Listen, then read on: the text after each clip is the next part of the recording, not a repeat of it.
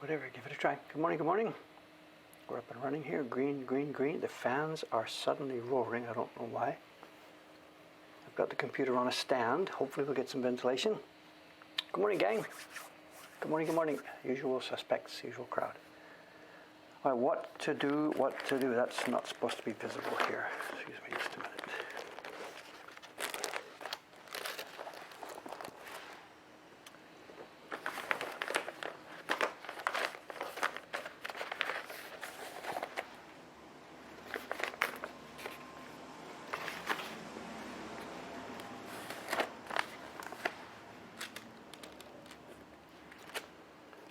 Okay.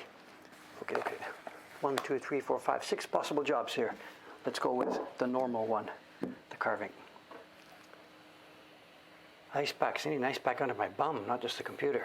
Paper is out, thank you. Yeah, in fact, paper's out and back in part of it. I took out 3 packs this morning. I had to do it early because Ishikawa-san was coming at 6:30, so I set my alarm for 6 o'clock. Got up and got it out. Then an email came in from Ayumi-san saying her baby, her daughter, has a fever today, so she's cancelled out for today and tomorrow. So I had to put that one back in. So replying to okay. All right, we'll pick up with the normal work. We'll pick up with the carving work today. The stack of stuff on my desk here, there's print checking, there's embossing, there's share certificate signing. The shares are ready at last. Those of you, any of you who are waiting, the shares are ready. So that's going to happen. And what I'm thinking is, today is Saturday, a lot of the work that's on my desk there, I think I can actually, if I sneak out to Ome today, after the stream's over, do the work that I can only do in the shop here, then this afternoon, evening, sneak out to Ome. And then Sunday, Monday, Tuesday out there. So Monday's stream, I'm thinking, will be from Ome. I'm not sure what work I'll be doing out there, but Monday's stream will be from Ome, and we are ready now for the experiment. I'm going to take with me the pocket Wi-Fi and an iPad, and we've done a test here, and it looks like it'll work for streaming on Twitch. So Monday's stream from Ome will be a normal, looking at some work first, and then we'll toss that aside, and if the technology really, really does work, we'll have a walk around in Ome. People have been asking for a video like that for years, but we'll have a walk around up and down the studio and out in the river, if it all works. That's from Monday. Okay, let's pick up where I left off on a Thursday.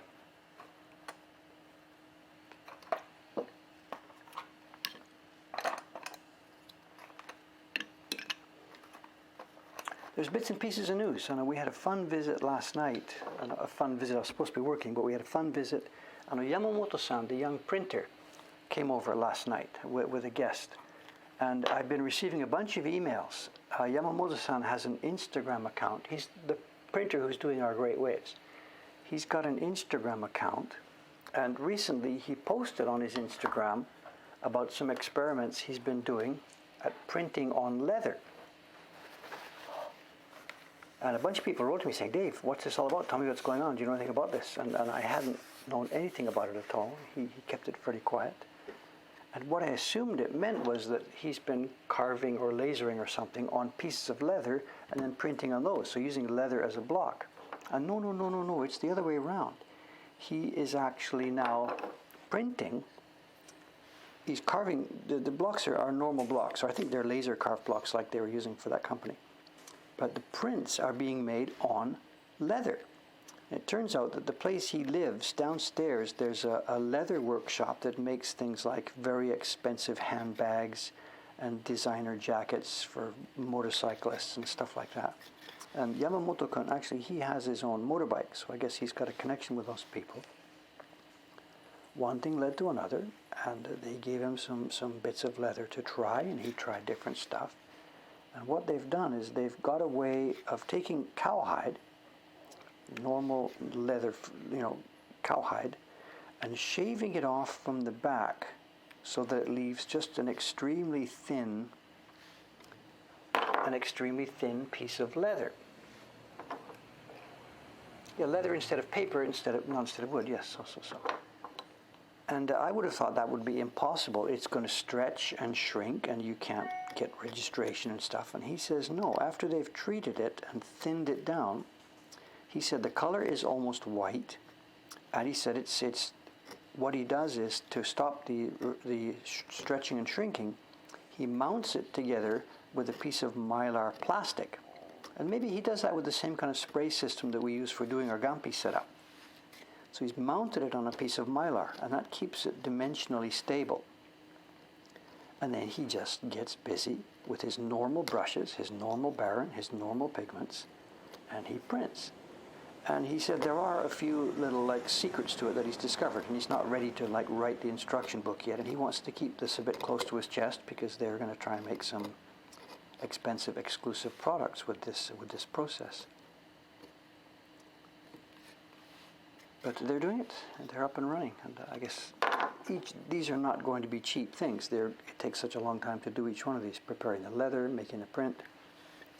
So they're using the finished print as part of a leather-crafted object. Like maybe it's a suitcase, a briefcase or something, or a fancy bag, and the front face of it is one of these woodblock prints. He was pretty proud of it, actually.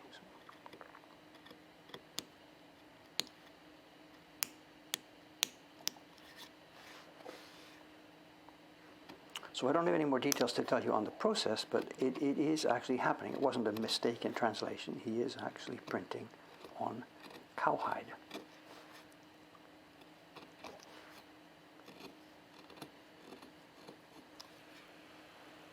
Yes, someone's got a link. Good. Thank you very much. Thank you.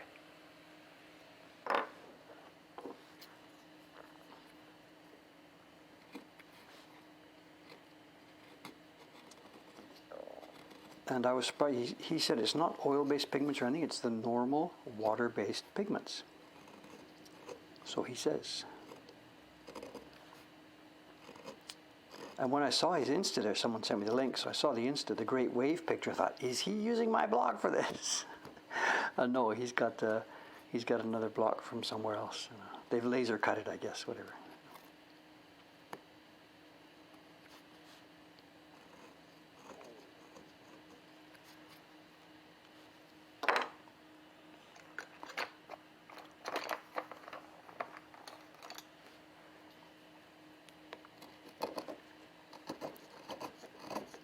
Anyway, he came over last night to chat, and he brought Tsuchimochi-san, the designer, the designer of some of those new Shinhanga prints, the Ginza in the Rain and the Twilight at Nihonbashi and stuff. And what he brought him over for was not, we're not talking about publishing prints or something, but they just wanted to look at the collection.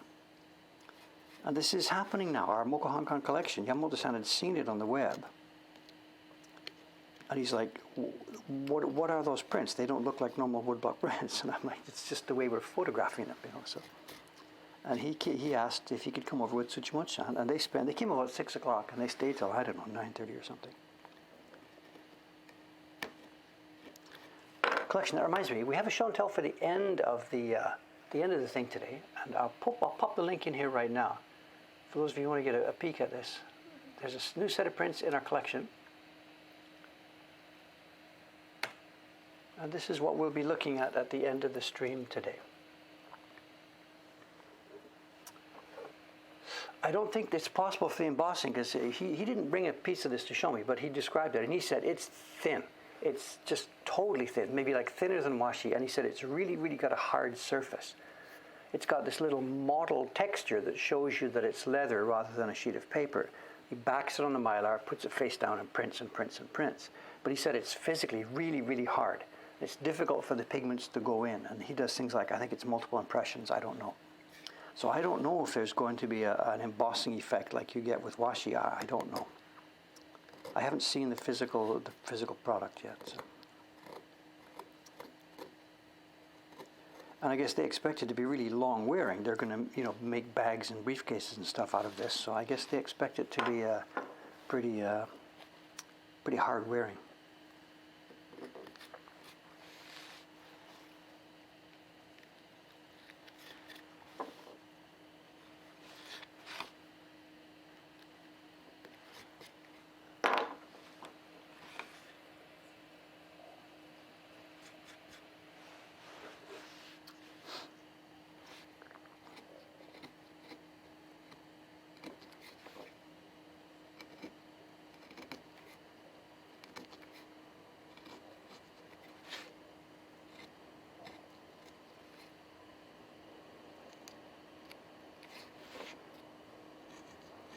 No, I have mixed feelings. He's talking about all this stuff, and I have really mixed feelings about this, I was like, Yamamoto, just get back to work. Make some prints, get back to work. We've got back orders, get back to work. And of course, he wants to be involved in different interesting stuff, That's the thing with a job like a printer today. In the old days, there was no job satisfaction, there was no nothing. Just once you had become a printer, that's it. You just sat there every day and did it. But nowadays, people want something more than just simply work 8 hours a day. So it's okay, fair enough.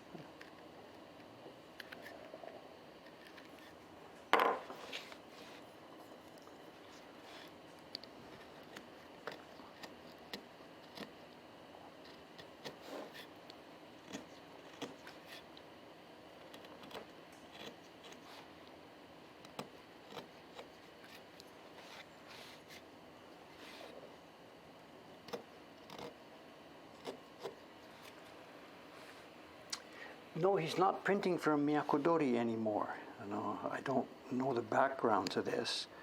Kashiwagi-san, the guy who runs Miyako-Dori, has called us asking if he can use some of our printers. And in fact, we're going to sort of, I'm not sure the right word, we're going to loan him one. Mr. K, Kawai-san, one of our printers, he did those small 3 prints last month. He is actually going to do one of the Miyako-Dori editions. So I had mixed feelings. Kashiwagi-san called me, like, can we use one of your printers? And my first inclination is to say, just no, we're busy. I can't lend you any of these people. We're busy, busy, busy. But also, I have to think about the printers themselves, Kawai-san. We're giving him lots of work, and we have, lots of variety of work. But for his own personal development, for him to move forward, he's still young. And for his own development to move forward, it really is not a bad idea to do lots of different kind of work. To do stuff from a different publisher, different way of thinking, different viewpoint, different payment schemes, just whatever. The guy to get some experience. So I did. I signed on to this, and Kawai-san, he's doing a job for me right now, our next job. And then once that's over, he is going to, as far as I understand, I'm not in the loop, he's going to do a job for Miyako-Dori. I don't know what that is. I'm not privy to the information. So, but Yamamoto-san is not. They have parted ways for some reason. I don't know why.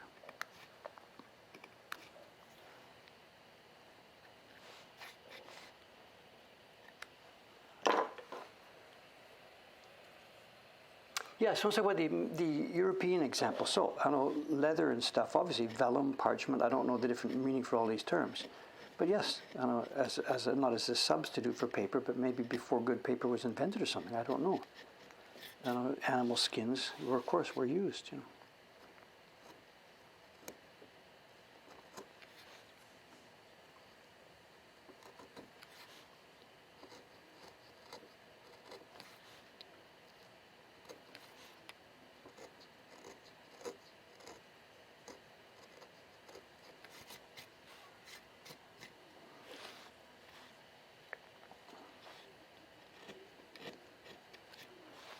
Okay, that's the quiet thing. We're going to have to make some noise here then for a few minutes. You know how this works.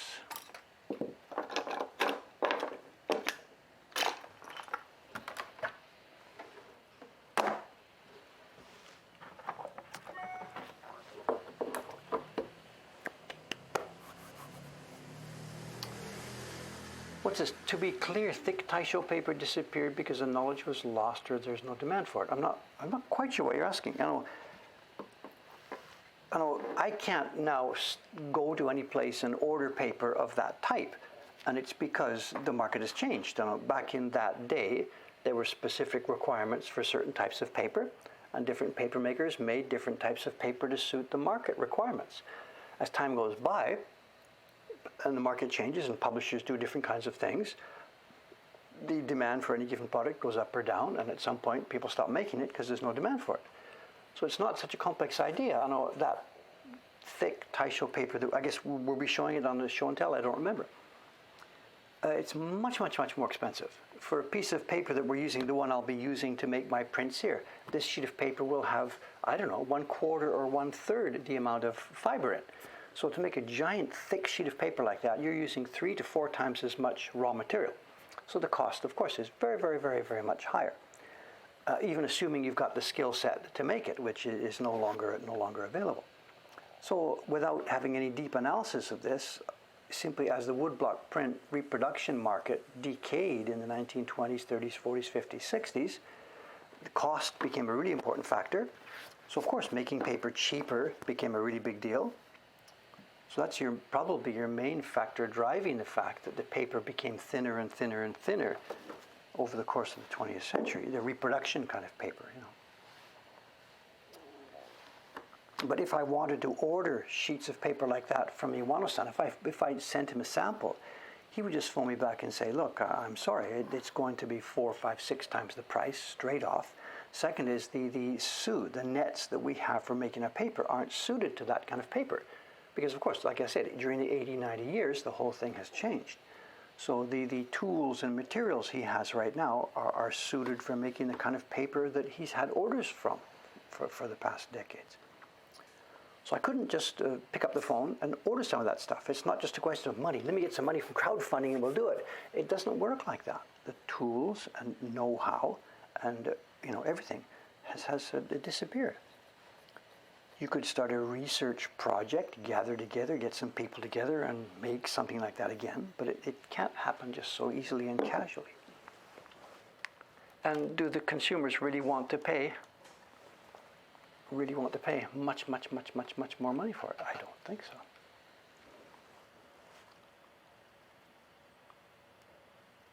And also the printers. If I had paper like that and took it upstairs along with a set of blocks and gave it to Ishikawa-san or whatever, if I put this on her desk, she'd look at me and say, are you kidding? I'd say, no, get going. People want old-fashioned prints. Let's make some old-fashioned prints. It's a staggeringly, stupendously more difficult, complicated printing process. For one thing, when you look at those old Taisho prints, the backside shows vigorous. It shows, I could not do this. Bang, bang, bang, bang, bang. The printers, they would just laugh at me. They would just laugh at me. Do I think the resurgence in will change that? Well, yes and no. That specific thing, will we ever make prints on exactly that kind of paper again? I have no idea. The resurgence in interest is, of course, helping all the supply chain all the way back up, of course. The paper makers are now alive. They're taking orders for next year's paper because there's lots of people buying prints from us. So as we said, it has been decaying through the 20th century. At the moment, it's in very much an uptick before the virus hit. Whether that's a dead cat bounce or whether it's a beginning of a new era, I don't know. So it's driven by a bunch of things. It's driven by consumer demand for something. It's driven by producers saying, I think there's a market for that sort of thing. And it's driven by the people at the production end, the carvers, printers, and paper making. So, Have I heard about the news on Abe-san? Some news since yesterday? He's resigned. He's resigning. It's well past time. He hang on to get that record. That's a bit, whatever. Resigned the day after he broke the record for longevity. Give me a break. Excuse me, I've got to do some work here. Let me bang for 2 or 3 minutes, then we'll get back. I'll do quiet carving and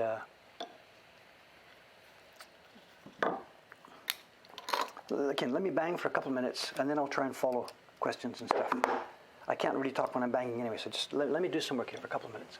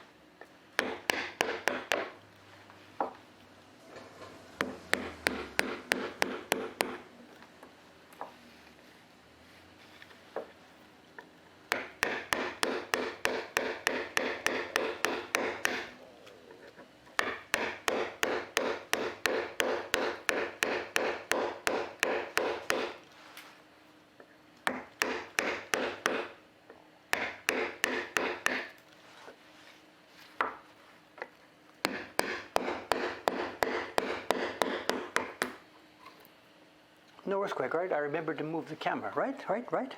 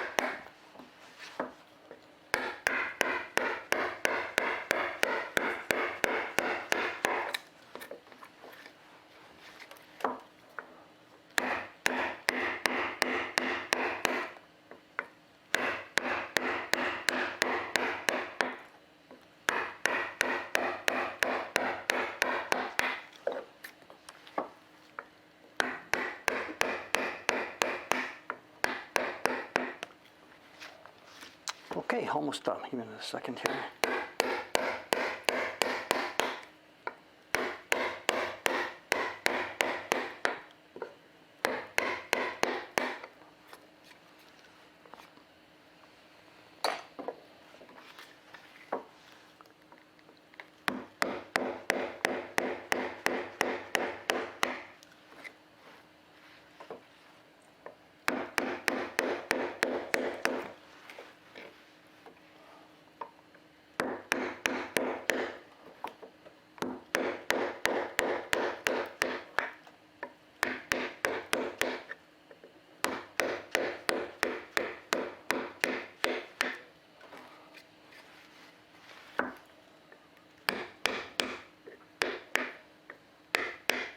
Okay, enough with the noise.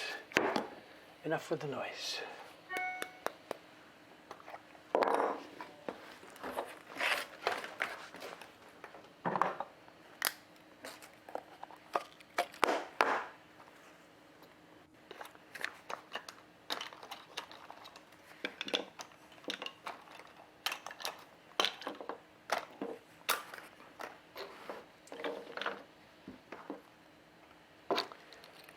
Okay, back to quiet life.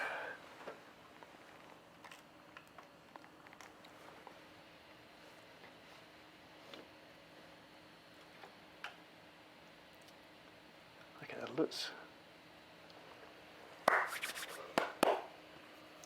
Aren't afraid to hit the wrong part of the drawing. Well, I'm being careful. What can I say? You know, I'm taking short, small taps here. There's no wide, dramatic movement here.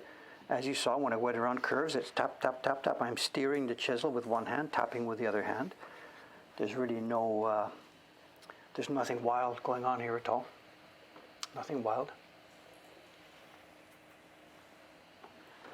I could have taken out the face too. I should have done that. Hang on a sec here. I should tap that out.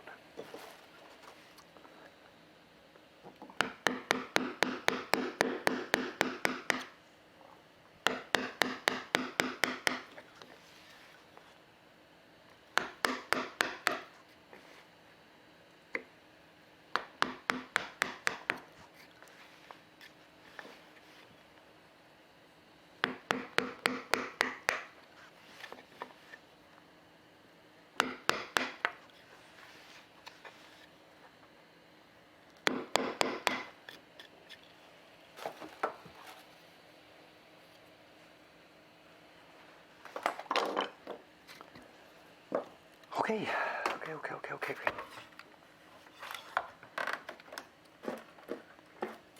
Actually, I'm going to ask for forbearance here. Give me 30 seconds. I've got to take a walk here. Not to the bathroom. I forgot my water. Let me head to the fridge for a second here. Excuse me. Yoisho. I forgot to get my water.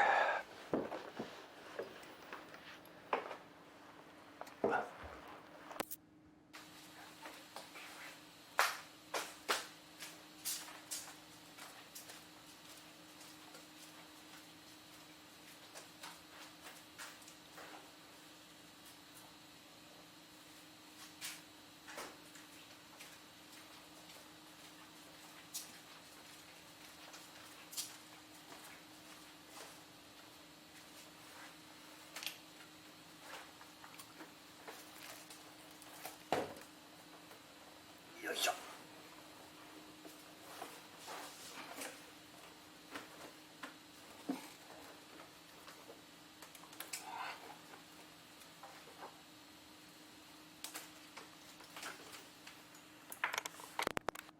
Okay, thank you. Sorry about that.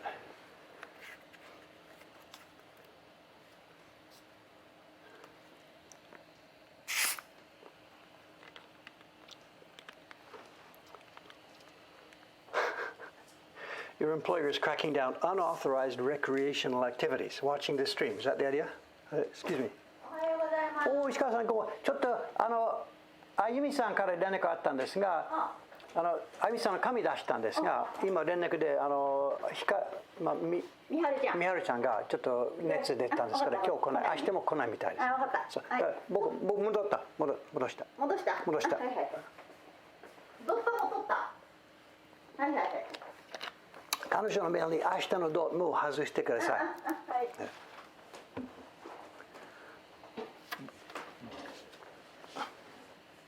That's Ishikawa-san. At the moment she's printing on the October print for this year's series. I didn't open the bottle with my teeth. I'm not so stupid. It's the plastic thing to show. I can't anymore. I don't have the strength myself now to do that final pop. So you clamp it and pop it. So I'm not a teeth bottle opener. Relax. I'm not that stupid. But what we're drinking here today, it's pretty heavy stuff, you know. Why? Thank you. Doesn't say what it is here. Go on. Sorry. Tansan. Tansan. Not strong today. Not strong. Just normal tansan.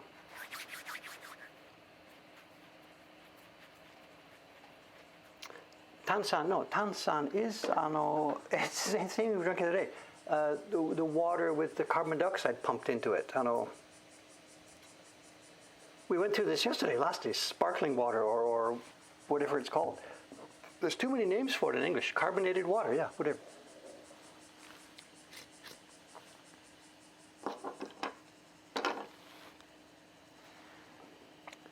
In this particular case, Japanese is much easier. There's a single specific word for it.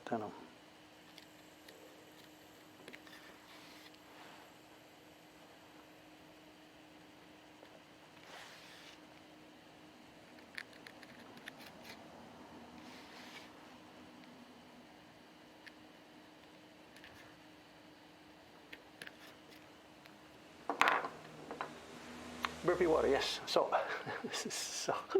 here we go again. So.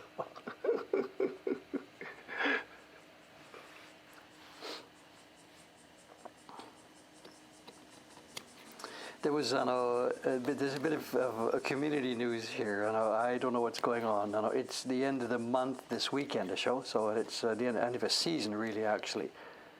The mood in Japan is when you hit into September, of course, school starts back up and all that kind of stuff. So lots of things happen, changing at the end of August, beginning of September. And the last couple of days, we've had some changes. 2 days ago or 3 days ago, you can't quite see it where the camera is. The camera now is showing some shops. The one just to the right, the bag lady. You can see if you look out the shutter, out there to show, that's the bag lady's shop. Her shutter, you can't see it. That's the inside of my shutter you're seeing. You can't see her shutter. Anyway, 2 days ago, was it yesterday or 2 days ago? I can't remember. A rental crane truck, what do you call it? A basket truck, like the telephone linemen use, a rental basket truck came, parked in front of her place. She came out, they chatted. 2 or 3 guys drove up. They got some tools. They got in the basket, went up, and they took away her giant sign. She has one of those traditional, it's a wooden sign leaning forward off the building, and it said Fukuro Mono, bag stuff. And the guy got his grinder out and cut the chains and all that stuff, holding it, and down it came and out it went. Now, I can't just wander over there and chat with her. Hey, how you doing? Are you closing? What's going on? You can't do that here in Japan. So I said nothing, just we saw this. And now we are wondering if she maybe is decided to pack it up because she doesn't have an awful lot of customers somewhere. And then yesterday afternoon, and this is the one you can see, the on the shops on the right-hand side, the farthest right one. Those of you who can read Japanese, it says rich life. It's a real estate agent. And yesterday a truck pulled up in front of that place. They opened the door, and it's a flatbed truck, and they dumped all the furniture and filing cabinets and chairs and coat racks and everything. They dumped it into the back of this flatbed truck, slammed the door closed, and drove off. Now there's a paper sign on the door this morning saying, sorry, we're gone. Thanks for all the fish. They're done.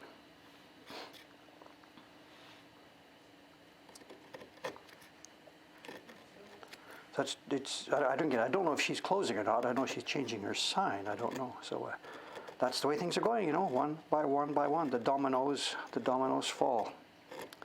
We have yet to see the bottom of this, obviously, for a long, long time to come. So.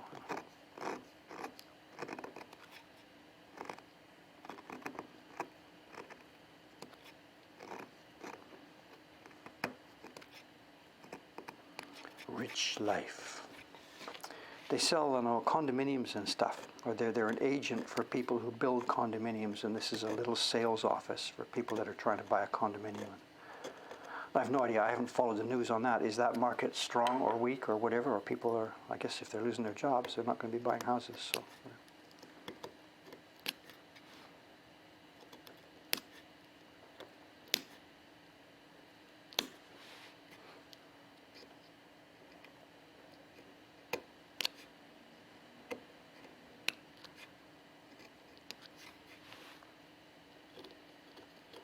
And it was a bit sad, I mean, I don't know those people. They're real estate agents. We don't have any communication or contact with them or whatever. But it was clear, I mean, the guys were not movers. The guys were junk men. And they were just trashing the stuff. They just dumped it into the back of this thing. Chairs upside down, tables, filing cabinets, just bang. This wasn't a mover. This was a junk dealer, so.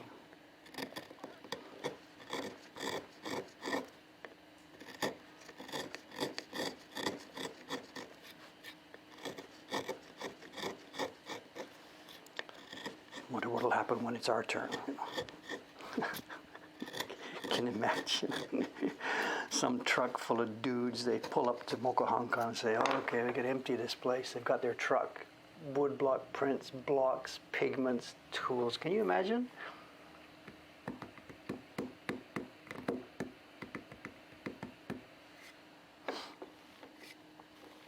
This is our new world. I'm not laughing because, we're next. Maybe, who knows?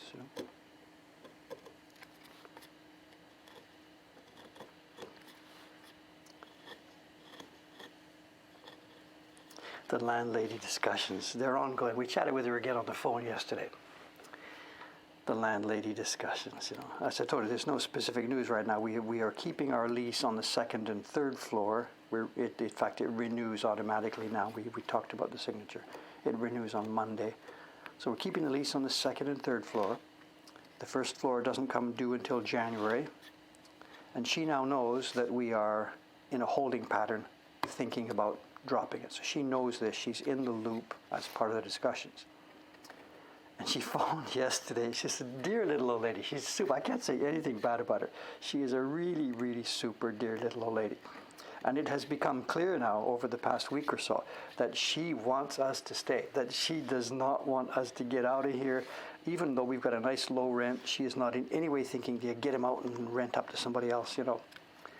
She just wants the status quo to freeze and to stay and us to be happy here and her to get her rent, you know.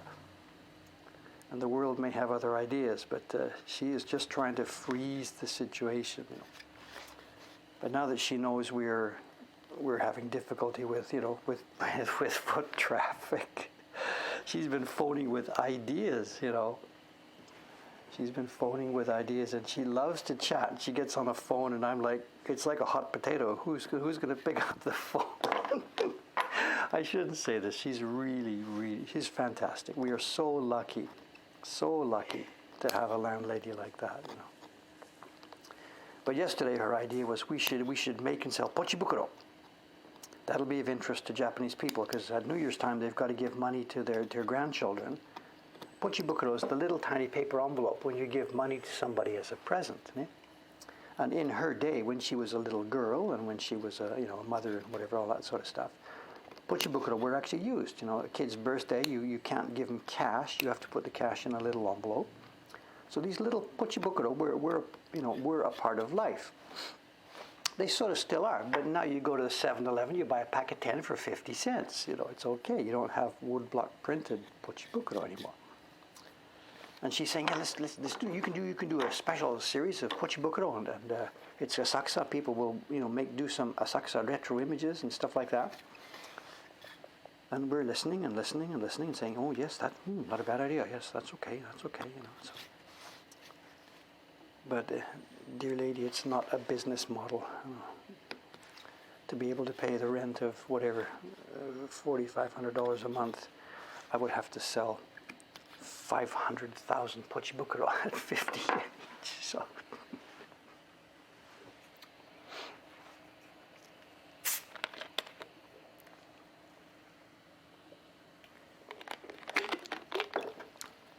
I know once you start that kind of conversation, the ideas come thick and fast. They're out. I know letter paper, like it used to be 100 years ago, woodblock printing. It was letter paper, it was envelopes, it was fans for keeping yourself cool in the summer. All of these things. And there's a company in Kyoto, they do this. This is their business model. It's called a Takesasa Do. They've got a really nice website. If you look it up, Takesasa Do, they're in Kyoto. And they used to be a woodblock workshop making woodblock prints. And because Kyoto is such a super tourist area, and their shop is lucky, it's on an area where tourists walk by, they've made that, over the past few years, they've made that their business model. Fans, pochibukuro, paper, letter writing, little gifties, coasters for your table, all this kind of stuff made from woodblock prints. That's not the future I see from Okahankan. I'm sorry, I know maybe I should just swallow my pride and say, okay, for 1 year, let's do that. Cut everybody's salary by 90%, and we'll all work for $1 an hour making these little tiny trinkets, I'm sorry, that's not the business model. I would rather not be doing this than start making trinkets. I'm sorry. Whether that's false pride or stupid pride or whatever, I don't know. Just I'm not interested in the trinket business.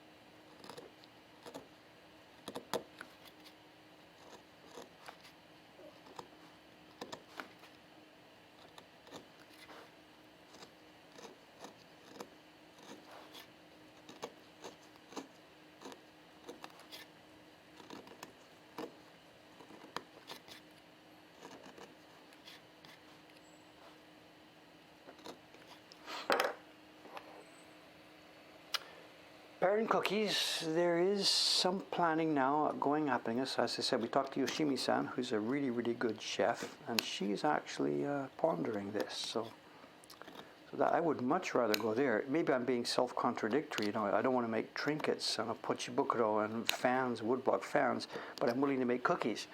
So I'm probably completely inconsistent with myself. Yeah, absolutely.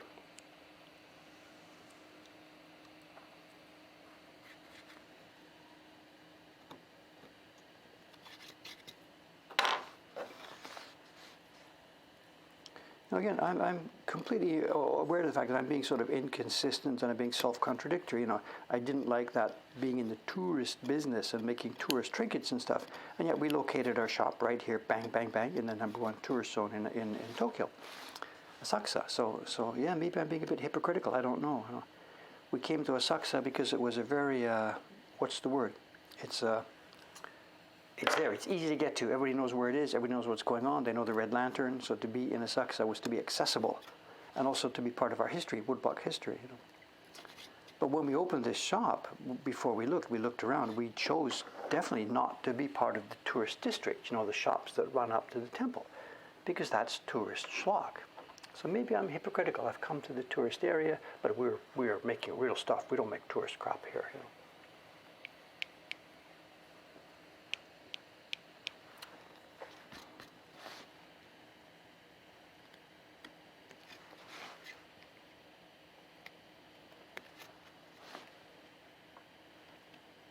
But the cookies are actually at the moment, I know, certainly nothing may come of it, but it's being investigated and looked into and planned. So it could possibly be a way out of our little conundrum here.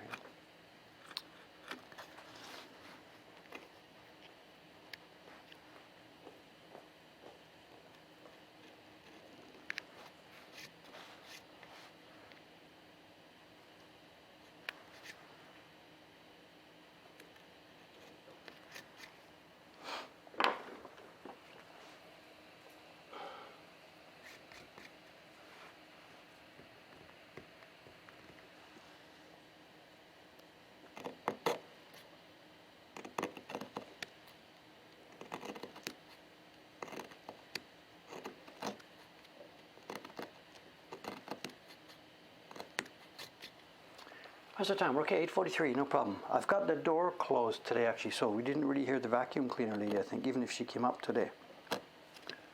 The outside camera does have audio on, but I didn't hear the vacuum cleaner, so...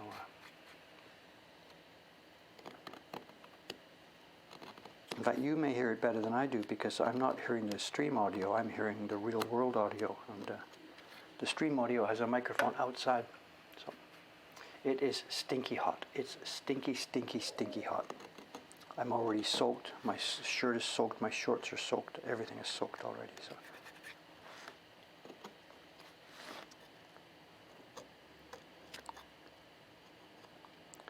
That's why, if possible, I want to get out to Ome this weekend. So hopefully Monday's stream will come from the riverbank there. Hopefully, if I can get out of here today.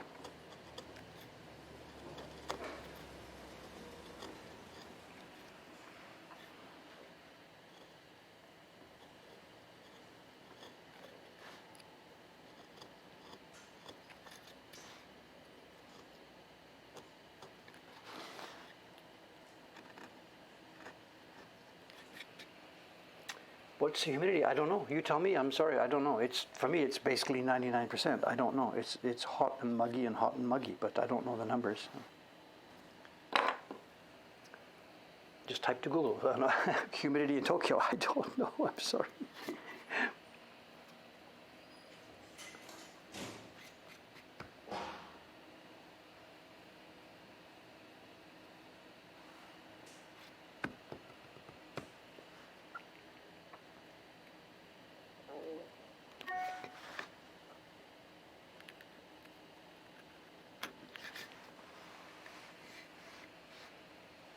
What's it, 84 Fahrenheit? I don't know Fahrenheit. I'm sorry, I don't know.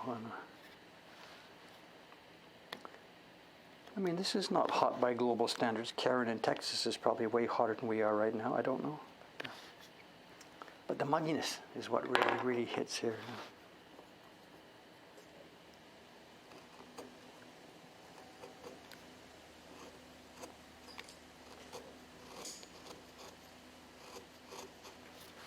Oh no, I meant to ask too, what's the deal on the hurricane thing there? I had seen news reports here about an apocalyptic event that was going to wipe out 1/4 of America or something, and storm surges, and yet the next day I didn't see any news about this at all. Did the hurricane thing fizzle out, or is it just the damage now, nobody cares anymore? Or? I was a bit curious. here in Japan, the newspapers, they just, of course, because of the political situation, the newspapers blew away everything else. So.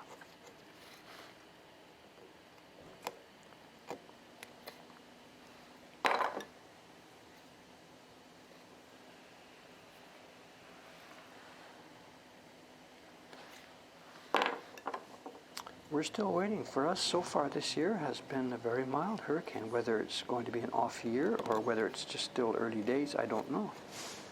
Some years we get really pasted.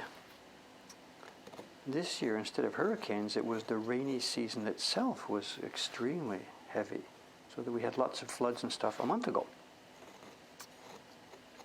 rather than specifically hurricane season. So. California, nay, so. Humptony, the news from over there just seems insane, you know. Forests burning, cities burning.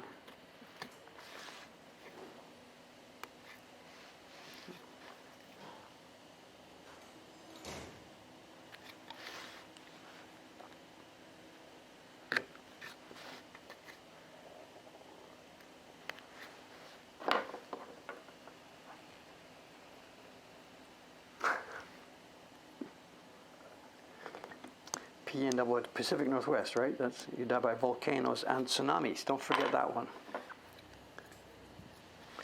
Volcanoes and or tsunami.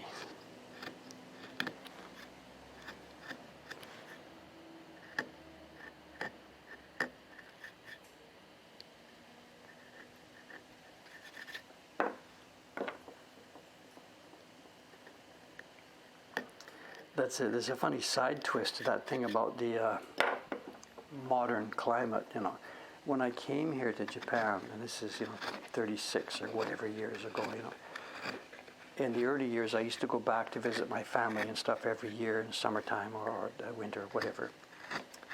And family members, they knew I was living in Japan, and of course, in their minds, Japan equals earthquakes. And then, of course, a bit later on came the Fukushima thing. So Japan, in their mind, became a really extremely dangerous place. Oh my God, Dave, don't stay there. Come home. Come back to Canada. Come home where it's safe or somewhere. Japan is just too dangerous. You know. Physically, that was the mood X years ago. You know, whatever, 15, 20 years ago. But now, when I see it now, Japan hasn't changed. It's still earthquake prone. It's still typhoons, whatever. But go somewhere else to be safe, I don't know.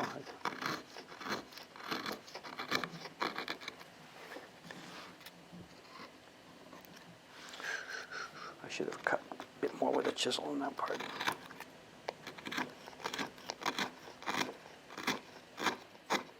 You know, looking at the news every day, I don't have the sense now that I'm living in a specifically dangerous place, you know.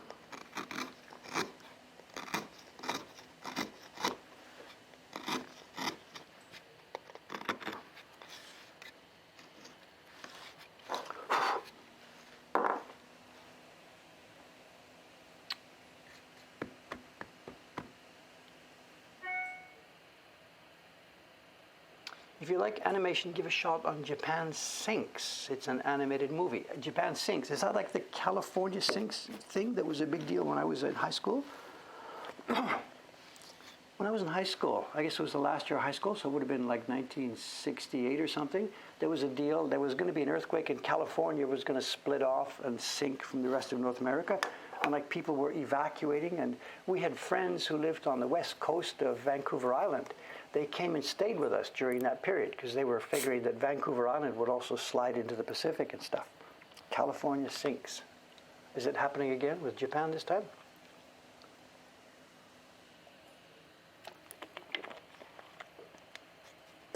Yeah. Okay. Somebody's reminding me the half-life date. I did work it out. It's not yet. Hang on. Just to get it into play here. And maybe somebody can remind me about it later. Time and country. Okay, the date is, it's February 16th, 2021. Next February, so we're half a year away from it. That's when Dave becomes half of his life in Japan. And already, it's already crossed the longest in one country. That was crossed long ago. but half of my life in Japan is February 16th, 2021. It's no big deal, but we had talked about it, so somebody is reminding me about it. For me, it was roughly 5 years in Britain first, then it was Canada for whatever years it was, back in Britain for 1 year, back to Canada, and then in Japan since July of 1986.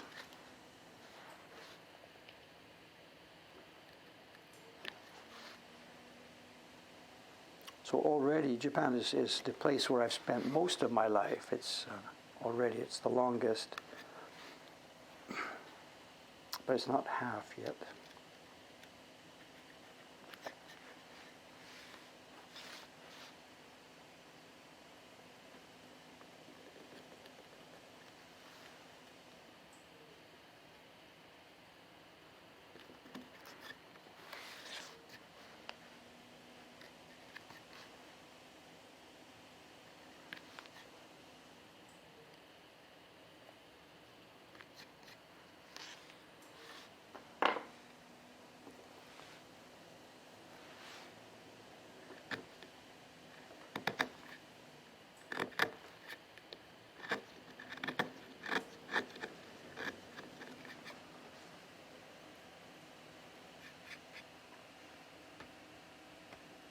The current block, it's the next print in my own personal print series called The Arts of Japan. This is a print about calligraphy.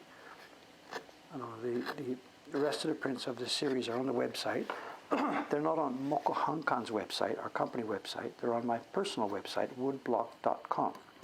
If you're curious about what this print is going to be, it's woodblock.com/arts. And I think you need a www. It's not HTTPS. There seems to be there's some funny stuff with the settings over there. So woodblock.com/arts, that's this series. And this is print number, I don't remember, print number 8 in the series. It could be, I don't remember, I'm sorry.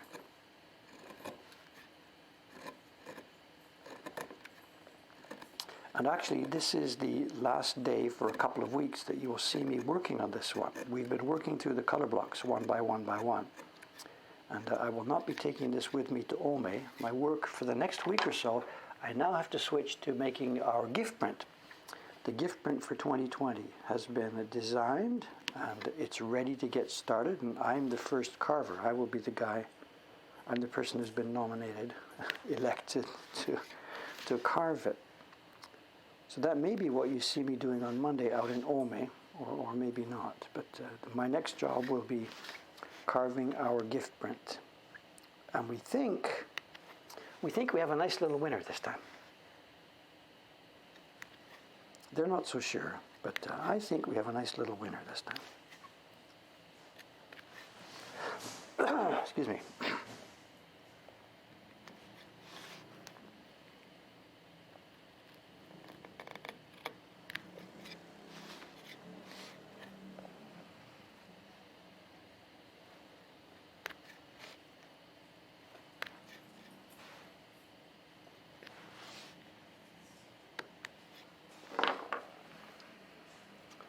Can you order the other prints in the series? If you mean the art series, no, it's a subscription set, and at the moment it's in abeyance. I'm not taking orders for it because I'm so far behind in getting the prints made. When it was an active series for me before we opened our Asakusa shop, I was taking orders for it and everything else. But at the moment I can't do that because the series is sleeping. I haven't worked on it now since the Heroes project started up. So no, so this print at the moment is not going to actually be for sale. Not until the point where I can clearly see how I'll be spending my time, and whether I can actually get the series finished. So no, so there's no commerce involved here. This print is not soon going into production for sale. Long story.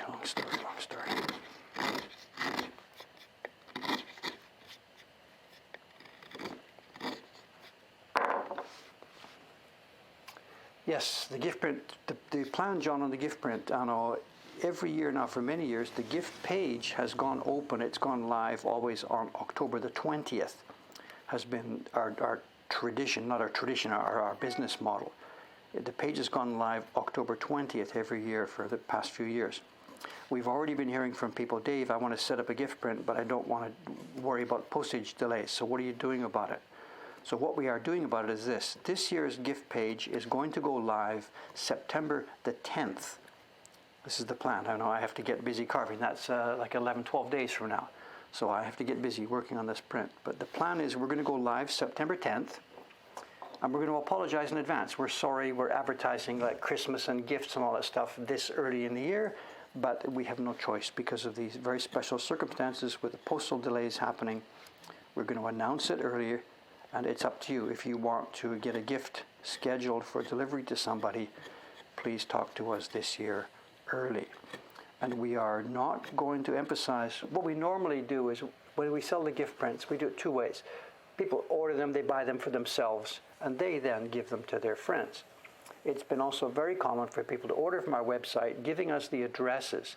Here's 2 or 3 of my friends, here's their addresses, send print A, print B, print C. Send it please to arrive in the period just before Christmas. And we've been able to do this pretty successfully over the past few years.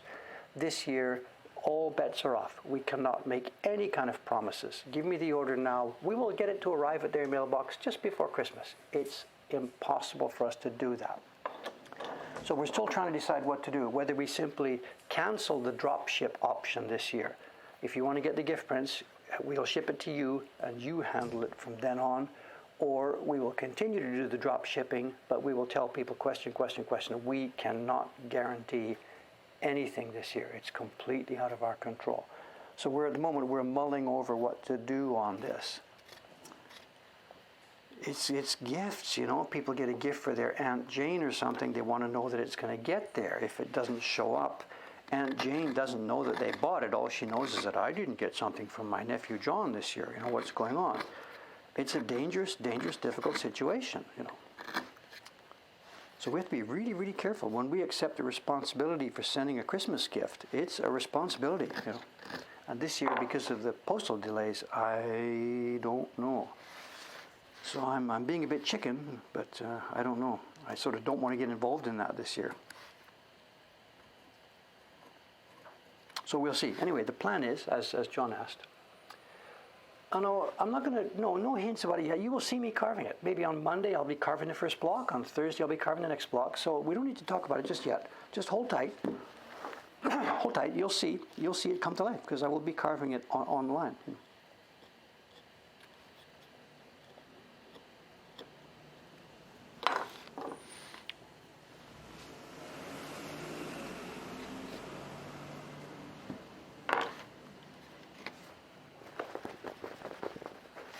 I'm not teasing here. This is not this is not Dave's tease. I'm just describing the work that's coming up on my bench. You know, that's all. So.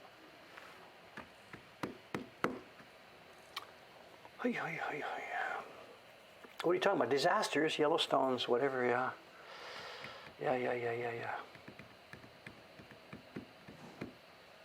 Okay, where are we at now?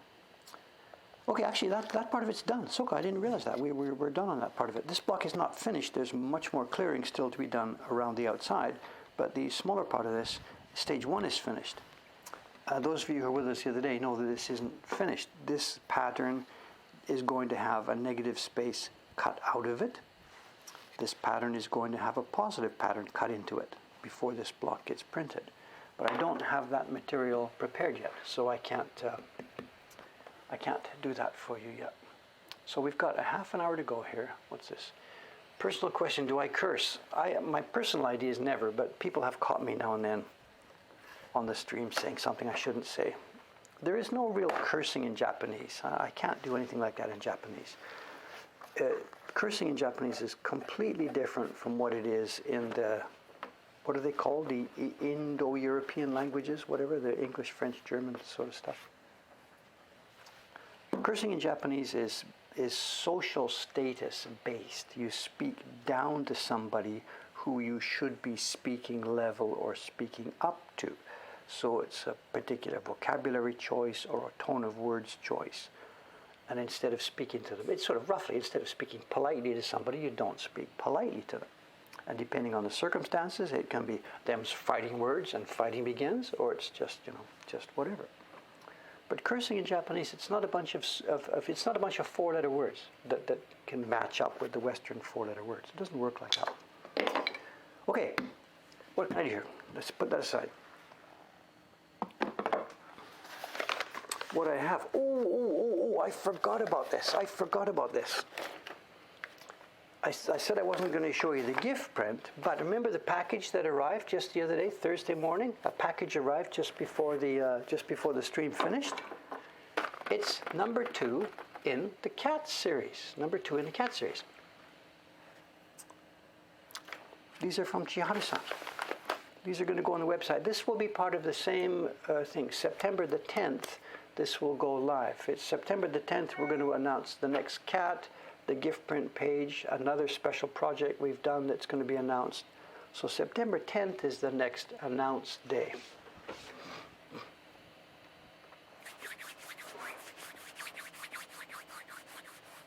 It's the cat. Let's just have a look at it.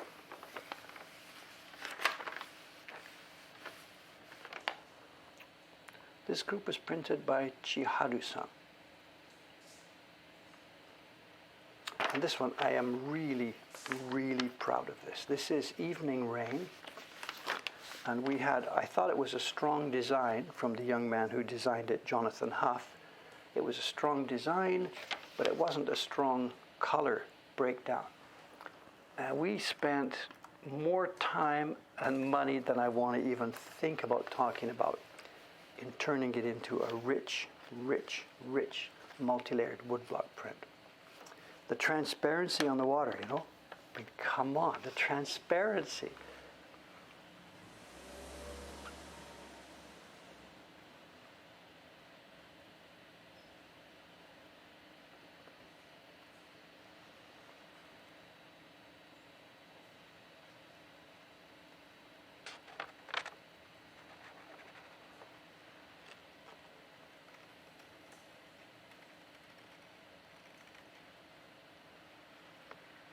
Here we are. This is the carving. It's Tsoi Wai-chan, our carver, came to us from Hong Kong. And this says Suri, and it says Kawaii Chiharu. We've already printed 2 batches of these. We've got some printed by Rei-chan, also from Hong Kong, and some printed by Chiharu-san. And it's interesting to think about, how would you describe this print? Is this ukiyo-e? Is this shinhanga? What is this? It's really interesting. There's no clear way to talk about this. It's made in the same way that both of those genres were. Designer, carver, publisher, printer as separate people. It's very much a cooperative effort. The beauty that you see here really, really, really came from 4 different people. Jonathan's concept of the cat in the room doing this, Dave's heavy thumb editing, crop here, trim here, do this, and then Rei-chan's test printing. She tested and tested and tested.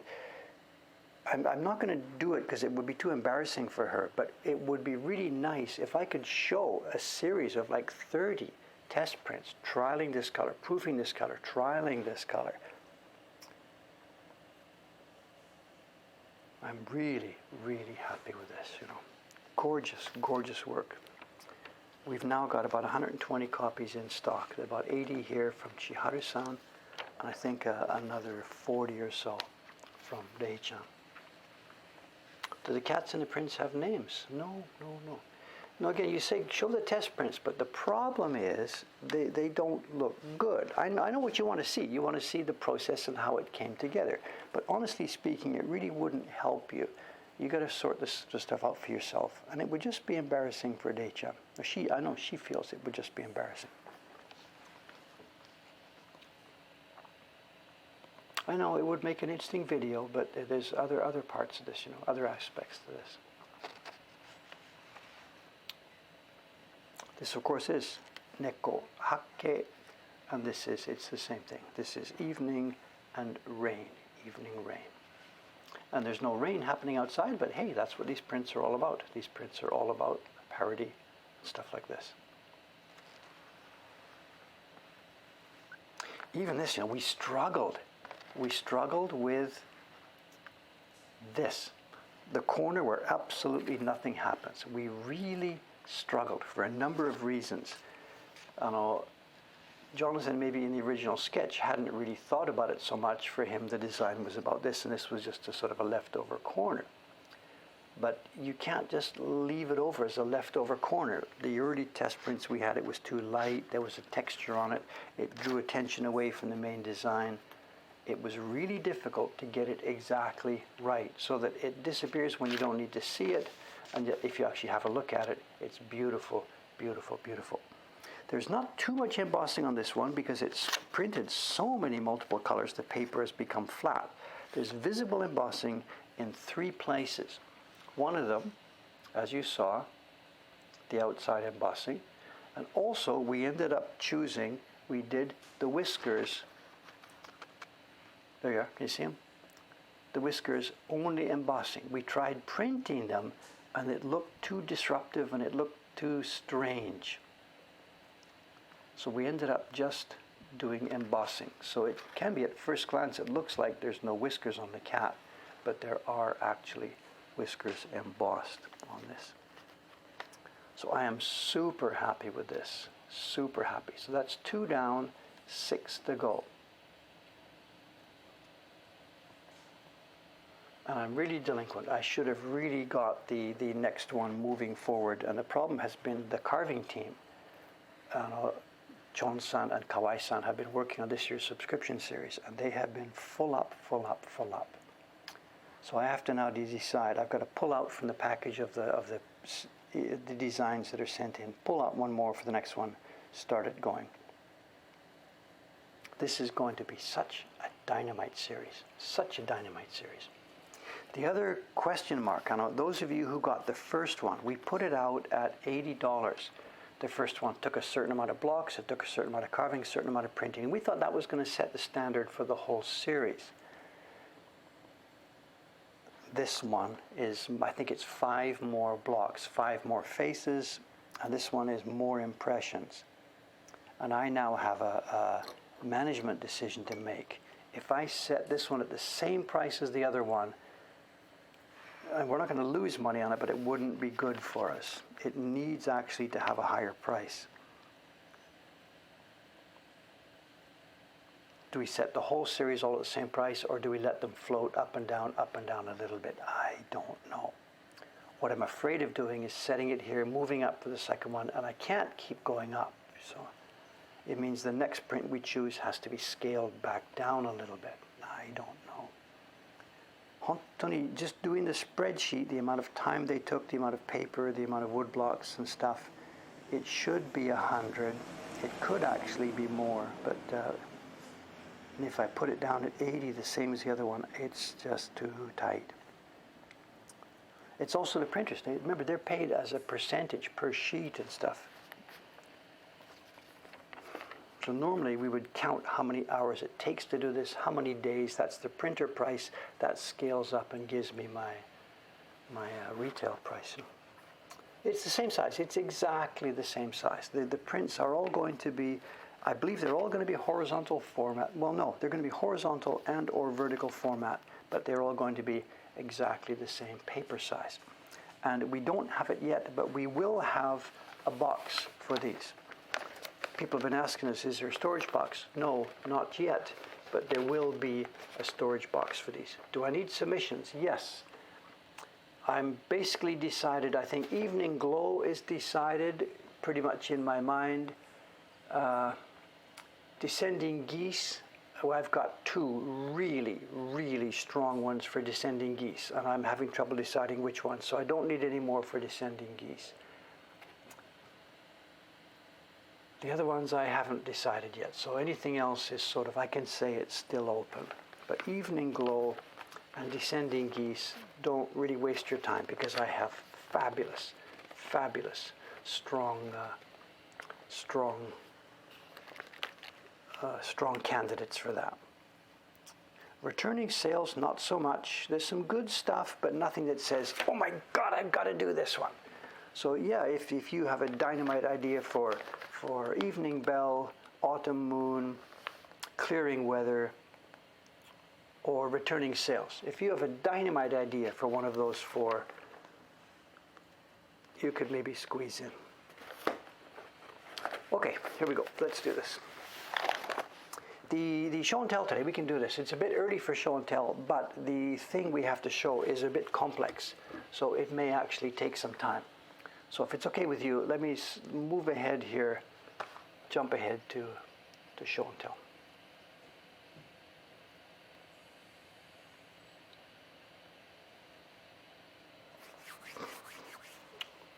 What one am I having the most trouble with? I said many, many times, clearing weather, because it's such a vague concept, clearing weather. And we have 1,000 designs of a cat sitting in a window looking out at clearing weather.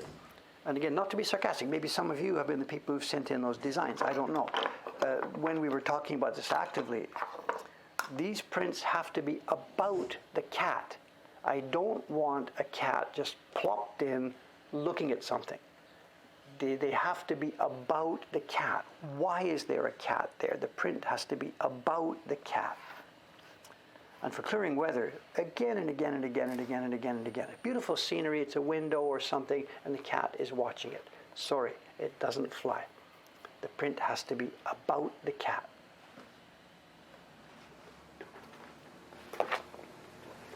Okay. Okay. We're going back in time, all the way to 1980. 1980. Actually, this print set was made just about the time when I came to live in Japan. I visited here first in 1979, and I came moving here in 1984. And this is a print set. Let me clear some space here. This is a print set reproduced. This is the Adachi company, Adachi Hanga Kenkyujo. And as you can see, it's a set of prints from Hokusai, famous bridges in various provinces. And it's a really unusual old print set in that there are only 11 prints in the set. Now that never, ever, ever happened in the old days. Sets of 4, sets of 8, sets of 100, sets of 36, sets of 6 famous poets. Nobody ever made a print set of 11 prints. Now what we've got, this is the Adachi thing, and before I actually show you the prints themselves, Adachi is really good, you know. There's a ton of information. There's a book about information about all these things. But what they also used to do in this era, 70s and 80s, and it really, there's no date on this, but we can date it through this sheet. I can't see what I'm doing here. I can't see the screen anymore. They have an information sheet that goes in here with the titles of the prints, and they very happily, very nicely gave me all the carvers and printers' names. Now this is the gang. These are the men who were active in their workshop at that time. And I don't know so much about the old carvers. Ogura Hanbei is always top of this list here. And then they used a few outside printers, Maeda-san and Nagashima-san. But this is the group that tells me what's going on. It's upside down for me right now. It's Hamano-san, Nakata-san, Kojima-san, and Kubota-san. So there was a name at the top of this. If we'd have been here in the 1970s, the top name would have been Murata, and Kubota was not there. And then it would be, I guess, 1982 or something, Murata-san retired and Kubota-san came in. So looking at this list of printers here, this tells me that this set was made right there, somewhere, just about exactly the time I came to Japan. And when I visited the Adachi workshop, late 1979, 1980, watched the printers working, this probably was the crew, without Kubota-san, that I saw that day. So I love Adachi puts that on because it really helps me date the times when these print sets were made. Now, I'm going to fold this up and put it away, because what I've done, and I do with all these Adachi sets, the prints are gone.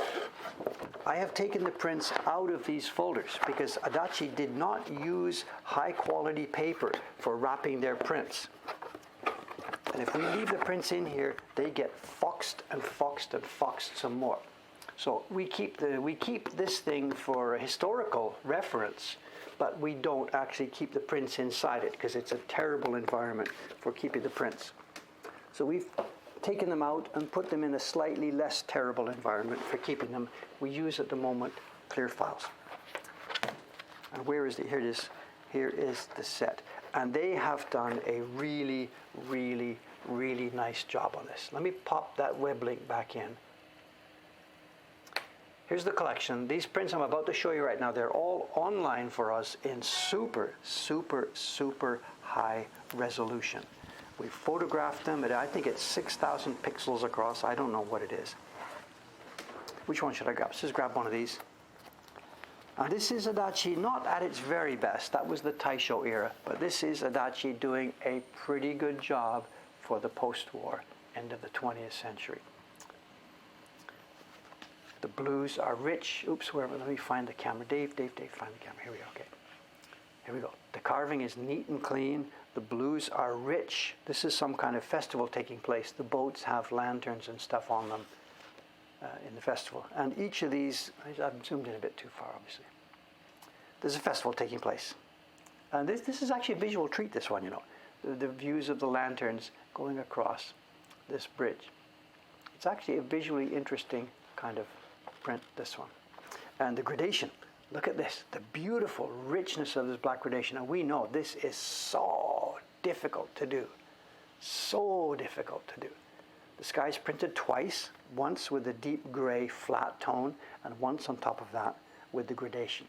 And the sea gets it similar. The sea will get a blue tone first in the middle, and then a gradation from the top, and a gradation up from the bottom. Rich, rich projection. Look at this. Right through to the back. You can see the Baron power. Bang, bang, bang. There's the strokes. 1 stroke, 2 strokes, 3 strokes, 4 strokes, 5 strokes. Bang, bang, bang, bang, bang. And the content, I don't know what's happening. It's a festival or somewhere.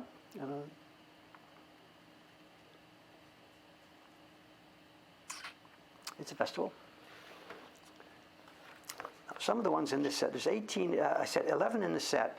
And there's the researchers who argue about these things argue two different things. They say, some of the researchers say, no, Hokusai got bored.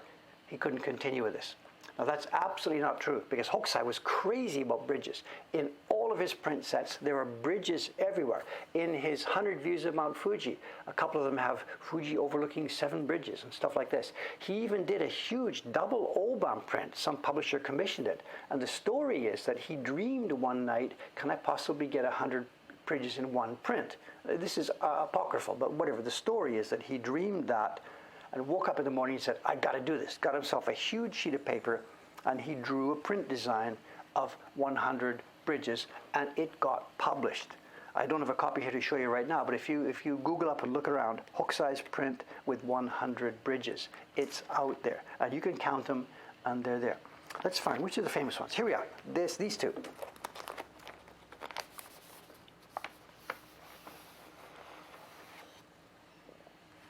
Very unusual for Hokusai. There's not a single person anywhere in this image.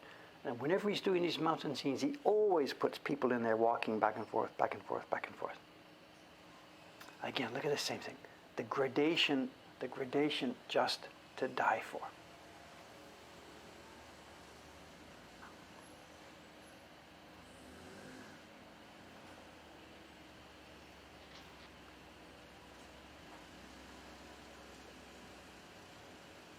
Beautifully done.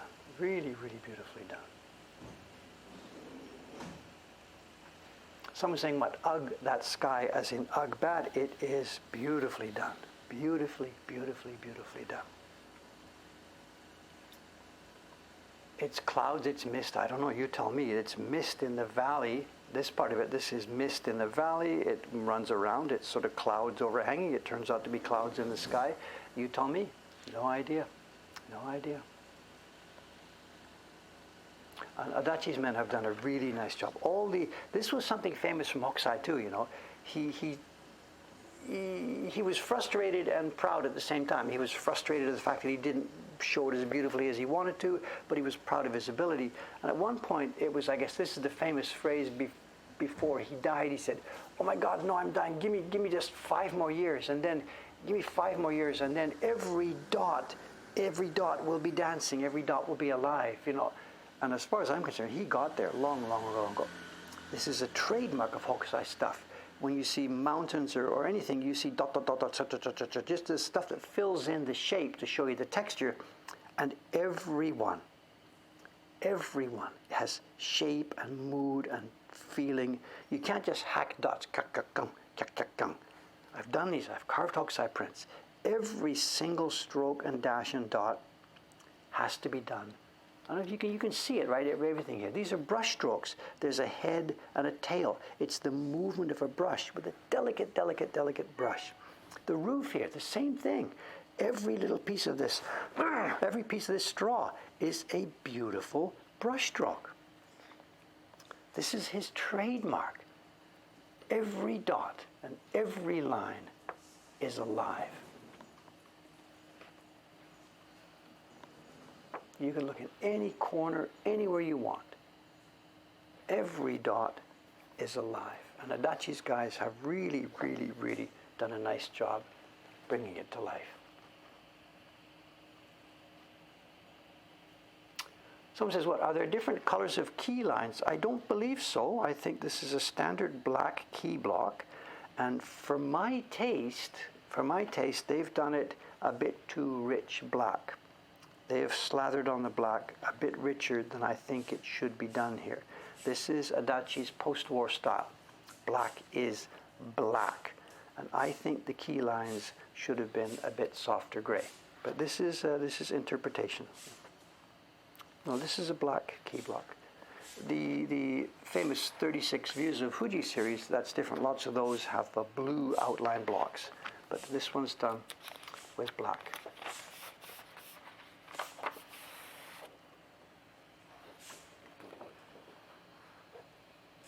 Someone's got a link directly to the image. That's okay, whatever.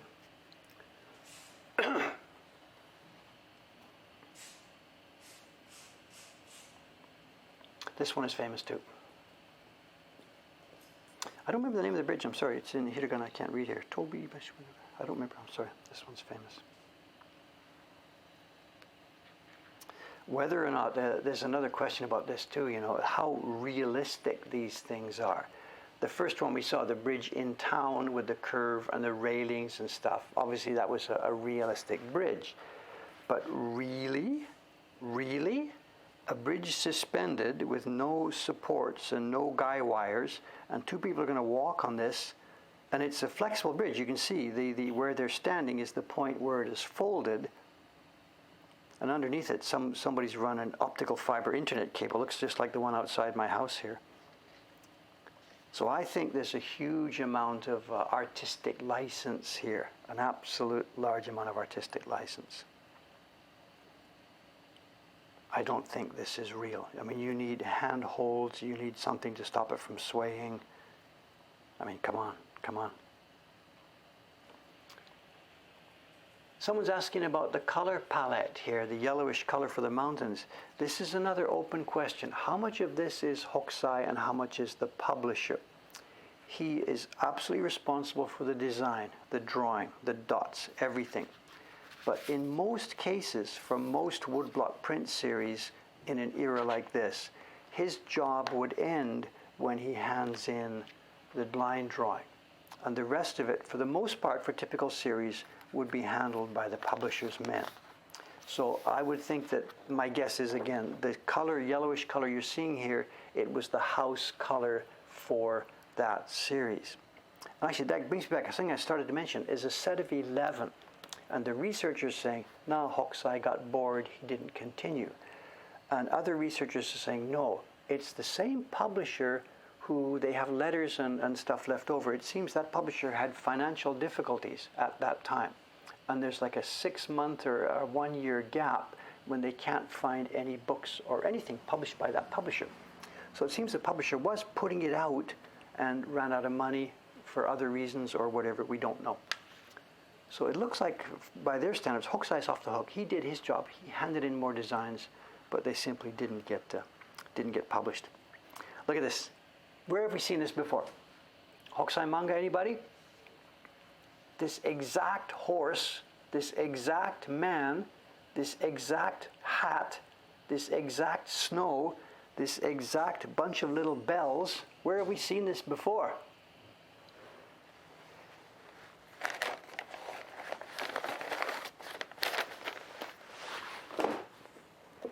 Where are we going to see it again? This guy was the master of copy-paste. This is still supposed to be top secret, but whatever. It's this year's share certificate. And we've now finished the printing on this year's share certificates. And I used a horse and a man from Hokusai. And I didn't take it from this print. I took it from a page in the Hokusai manga. And the guy just used and reused and used and reused. And that's what the Hokusai manga was. It was a sketchbook. Put a bunch of stuff, put a bunch of guys down, put a bunch of men, there we are. And then later on, when you're making your prints, I need something on that bridge. Oh yeah, I remember that one we did in the sketchbook. Let me have a look at that, pull out your copy, take a look at it, redraw it, and it becomes part of your new print. And this would be a hugely, hugely interesting research. You're looking for a PhD project in Japanese ukiyo, Japanese art. Hokusai's reuse of the same things. It would be, you just scan a million pictures. This horse comes, to my knowledge, in 3 different prints that I know of. And there's like the woman carrying the baby on her back, holding a hoe in her hand and stuff like that.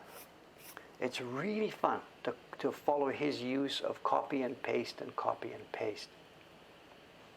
Right? We were talking about these stones. Are these stones here, they're weights that kept this saddle cloth type thing.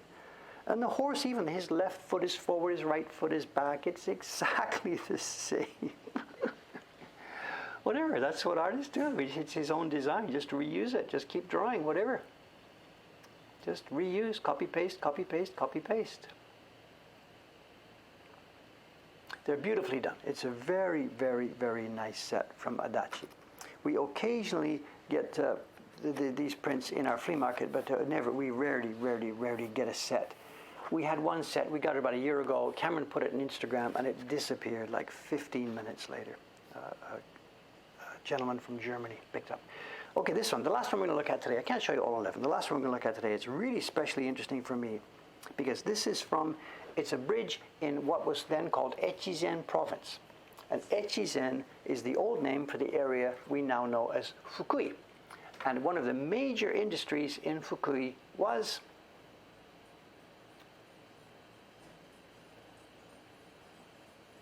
you can see what they're doing. It's paper making. There's 2 ways we see paper in this print. We see horses with packs of paper heading off for the big city. The paper is being shipped out. This is how it was done. There were no wheeled vehicles in those days. Everything was shipped by horse. And in the back, you can see it's a paper making village and it's a sunny day and you know what they're doing. They are drying sheets of paper. So there's a sort of a circular meta to this print. It's made on a sheet of Japanese washi that would have been made in this village and dried on one of these boards. And to my knowledge, this is the only place in Hokusai's work that we see any evidence of paper making. And it makes sense because it's something that wasn't done specifically in Tokyo, of course. This was one big area. It wasn't just made just in Echizen. There was many areas in Japan making paper. But it was a rural, obviously, it was a rural industry, not a Tokyo industry. But there we have it. Men making Japanese washi paper. We got another horse? Horse is a horse is a horse, this show. I didn't know. I didn't plan this. I'm sorry. I didn't think about it. But there it is. Yeah. I mean, there it is. It's the same. He's got his left foot forward. We talk about Hokusai as a magnificent artist, but he kept whatever. The left foot's forward, right foot's back. The same stones in the back. You tell me. You tell me. That would be a great research paper. A survey of Hokusai's horses. Page 1. Page 2, see page 1. Page 3, see page 2.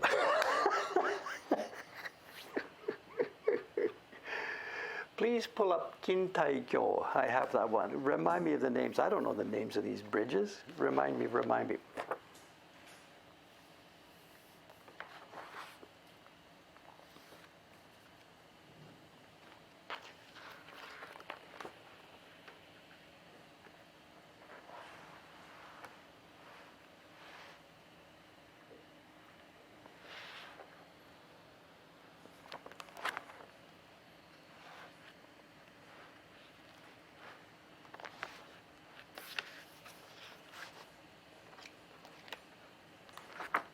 You'll have to remind me of the name. I'm sorry. I don't remember the name of the bridges. It's the stone one, somebody is saying. 1, 2. Did I miss one? 1, 2, 3, 4, 5, 6. Oops, I should be scanned out here. 5, 6, 7, 8. The stone one. This was the stone one to show.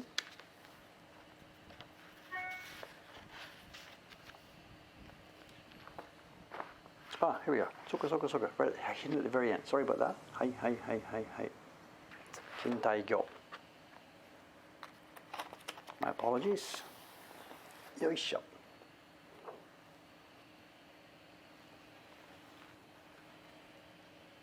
Any horses? Any horses? Nope. It's pretty simple, and actually, you know, if you look at all the complexity of the other ones, maybe he phoned this one in. I'm not really sure. You know, I'm not going to really sit here and judge the guy. It's a mountain and some rain, and it's pretty empty and it's pretty abstract. And maybe that theory that, you know, the publisher was running out of money or something, it could be that here we go, and Hokusai's got the mood of this, and the guy just says, well, we can't quite continue, just give me one more or something, okay? And he phones it in. I don't know. No idea.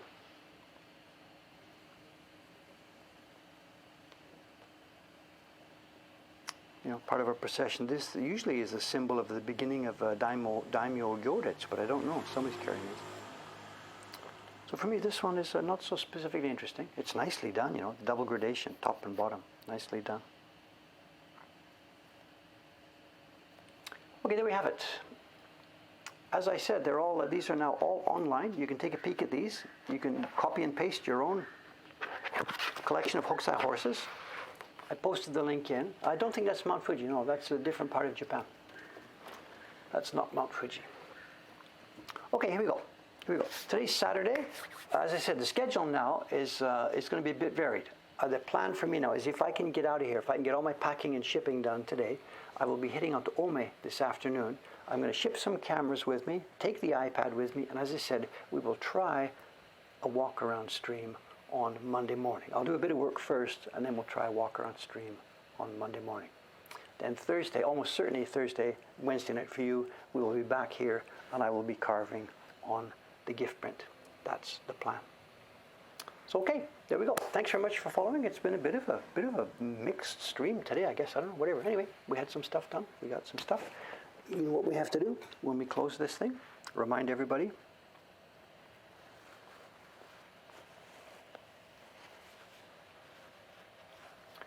That's it for me for the rest of the day with the staff upstairs. I will be masked up. Thanks very much. I'll see you maybe Monday morning from Ome. Thanks again, guys. See you then.